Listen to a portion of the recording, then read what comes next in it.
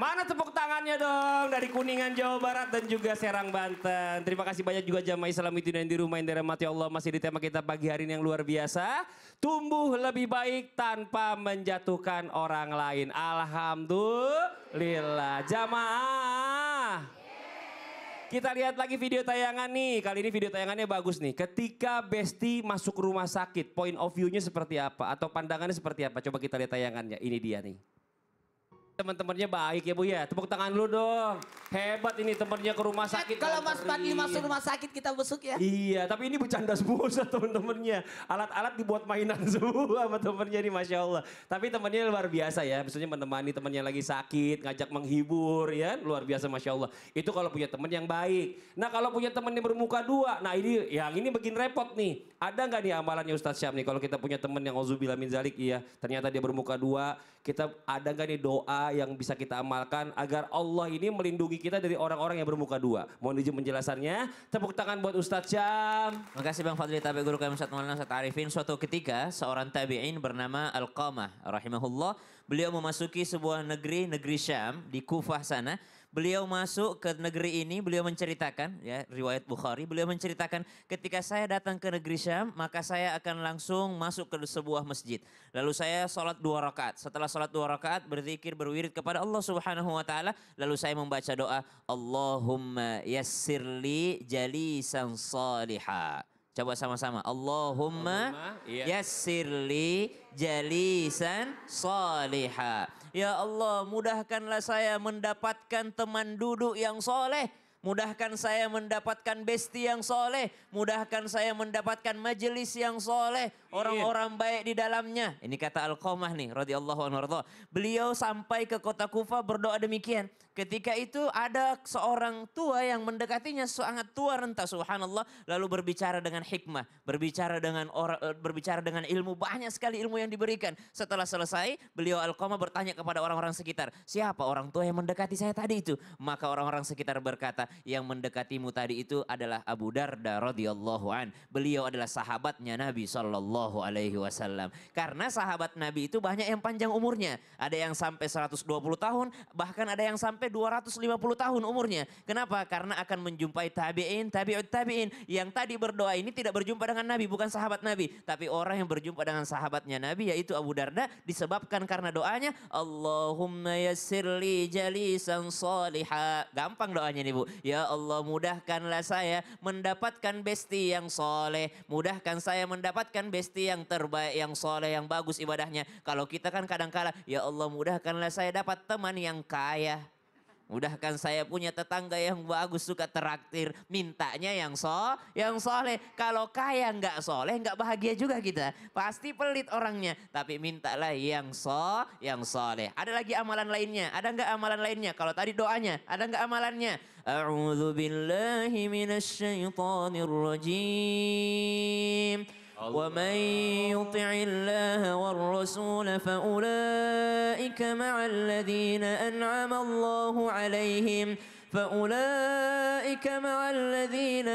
الله عليهم من النبيين والصديقين والشهداء والصالحين وحسن أولئك رفيقا.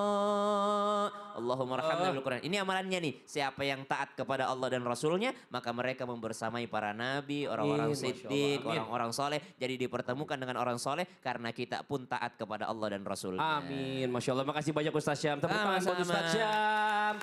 Kita lanjut lagi, kita panggil guru kita Ustadz Arifin Nugroho. Mohon izin Ustadz. Nah nih buat orang-orang yang di kantor nih Ustadz nih ya. Nggak semuanya tuh selalu mulus dengan yang namanya prestasi. Ada orang yang udah menunjukkan prestasinya ternyata nggak cukup. Ternyata dia harus juga bermuka dua nih depan bosnya. Supaya bosnya juga kayaknya waduh mungkin dipuji-puji atau apa segala macam supaya bisa meluluskan semuanya. Nah ini bagaimana nih Ustadz? Mohon izin penjelasannya. Tepuk tangan buat Ustadz Arifin. Terima kasih Mas Fadli, izin Ustadz Maulana, Ustadz Syam. Jadi begini, kita itu dalam hidup dunia bukan hanya sekedar balapan karung. Balapan karung itu kapan? 17-an. Ya, kita itu balapan kebaikan berfastabiqul khairat. Jangan kita ngelihat, nah dia udah naik jabatan. Jangan sahabat kita, teman kantor kita naik jabatan, kita naik tensi.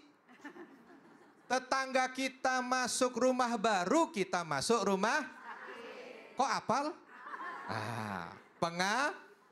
Enggak, jangan. Jadi itu penting, kita ini tidak lomba, tidak balapan dengan siapapun dalam kehidupan dunia ini.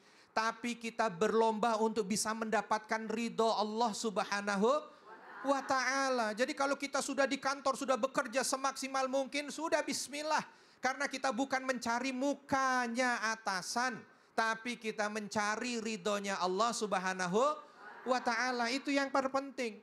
Coba kalau kita lihat dulu para sahabat tinggalnya di mana? Para sahabat dulu tinggal di mana? Contoh tadi Ustaz Syam menyampaikan tentang seorang sahabat namanya Abu Darda. Itu namanya Abu Darda, tinggal mungkin dari kota kecil pindah ke kota kecil. Beliau tidak ada dalam benak menjadi orang terkenal. Tapi ternyata sampai dengan detik ini sudah 1440 tahun lebih loh. Kita ini dipermudah untuk bisa mendengar nama beliau. Sahabat yang lain lagi, coba sebut nama sahabat. Ada yang hafal nama sahabat siapa, Bu? Coba Abu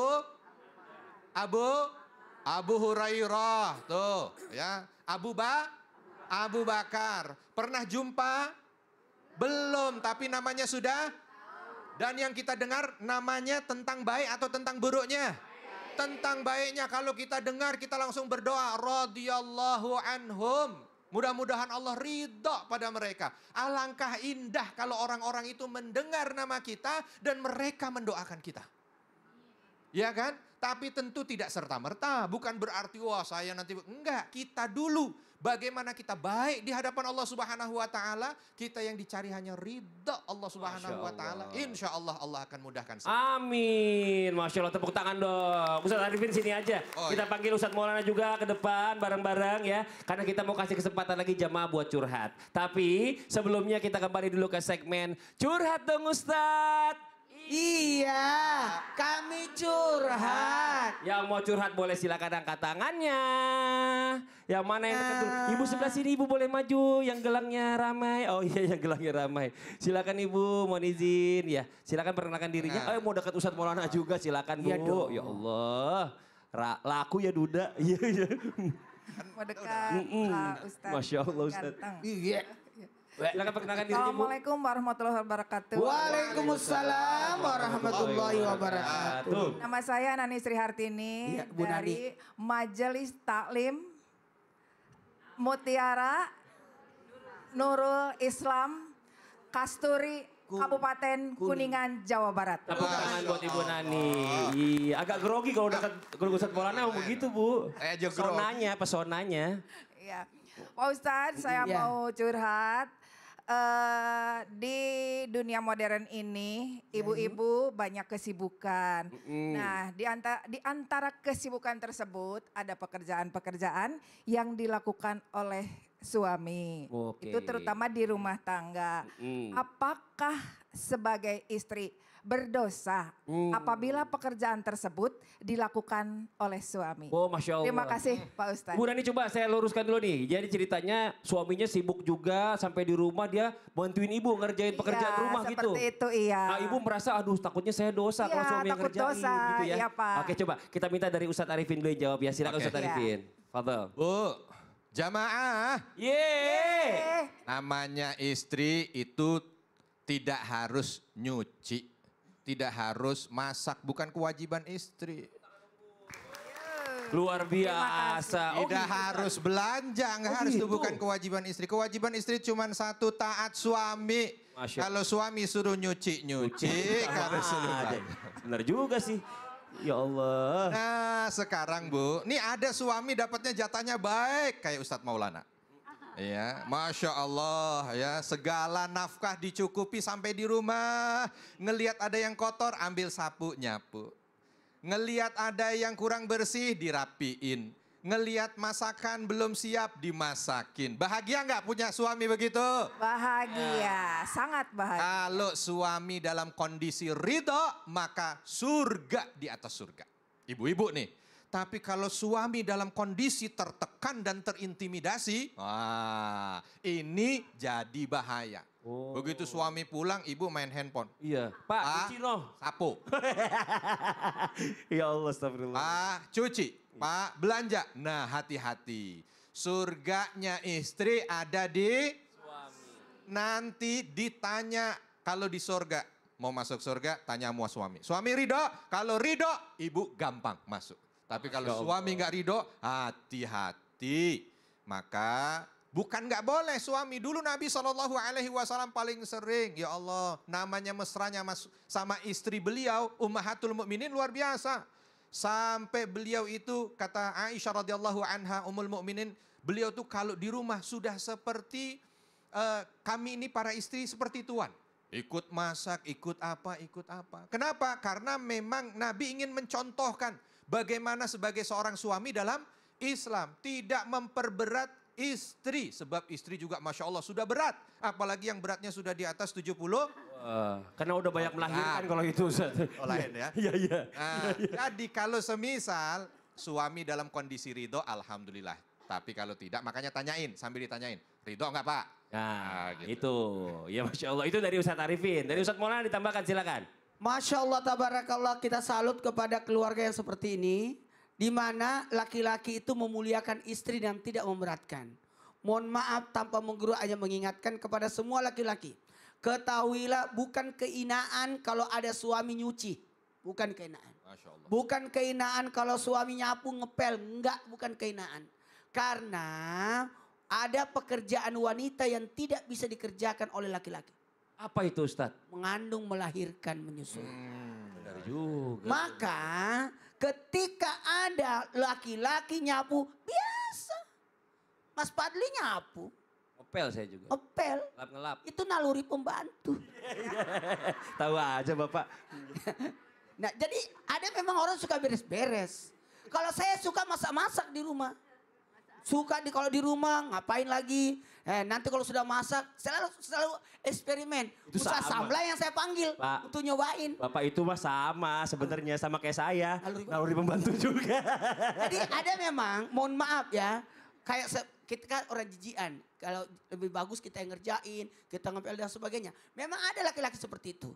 Dan itu bukan keinaan, bahkan itu adalah kemuliaan. Karena tugas laki-laki menafkahi. Menafkahi. Maka wanita itu diratukan di rumahnya. Itulah laki-laki yang bagus. Jadi ibu gak usah merasa berdosa, cuma tahu diri aja. Gak usah merasa berdosa, bersalah, enggak. Tahu diri. Karena wanita itu adalah partner. Apa Bu? Partner. Maka tulang rusuk, bukan tulang punggung. Bukan tulang kaki, bukan tulang kepala. Memposisikan istri adalah partner buat suami. Masya Allah. Balik laki-laki hebat, ada wanita hebat di belakang.